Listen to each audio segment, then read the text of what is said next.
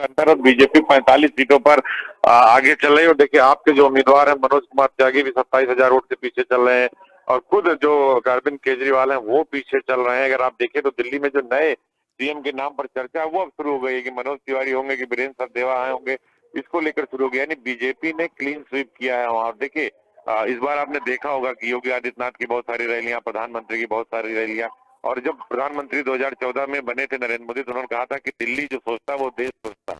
वो आज सब साबित होता दिखाई दे रहा है कि जो दिल्ली सोच रहा है वो देश सोच रहा है। और देखिए कहते हैं कि उसी की जीत, उत्तर प्रदेश की जीत से दिल्ली की तरफ रास्ता जाता था। जो नाम चल रहा है मनोज कुमार त्यागी जो आप देखिए, या फिर जी।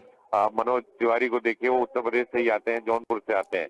तो अभी जो 50, 25 और 45 सीटों में 25 सीटों पर देखिए बीजेपी आगे चल रही है। तो ये अपने आप में बड़ा एक डेवलपमेंट है। और दिल्ली में बीजेपी को भाई बढ़त है सौरभ।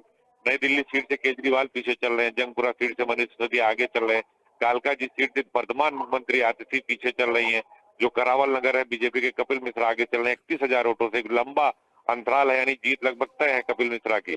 और कपिल बिल्कुल। मिश्रा मुर्दाबाद से बीजेपी मोहन सिंह बिष्ट से आगे चल रहे हैं, 42,000 वोट से बीजेपी के मोहन सिंह बिष्ट आगे चल रहे हैं। तो जो सीटों का आंकड़ा है, जो बढ़त है, वो बहुत बड़ा देख होता है। 500 वोट से 1000 वोट से आप बढ़ा, नेट टू नेट फाइट है। लेकिन क्लीन स्वीप दिखाई दे रही है कि भाई आप 25,000 वोट से अगर विधानसभा वोट में आगे बढ़ा था, 45,000 वोट की अगर आपकी बढ़ा तो एक बहुत बड़ी मार्जिन होती है। इसका मतलब कि 70% वोटर ने आपको सत्ता पक्ष को नकार दिया और विपक्ष को स्वीकार किया। और इस बार दिल्ली ने एक नई दिशा तय की। देखिए अगर दिल्ली की सरकार भी बीजेपी की रहेगी, केंद्र की सरकार भी बीजेपी की है, यूपी की भी सरकार की बीजेपी की है, तो एनसीआर का जो इलाका है, जो दिल्ली का जो डेवलपमेंट है, उसकी रफ्तार जो है 2 गुना से ज्यादा हो जाएगी।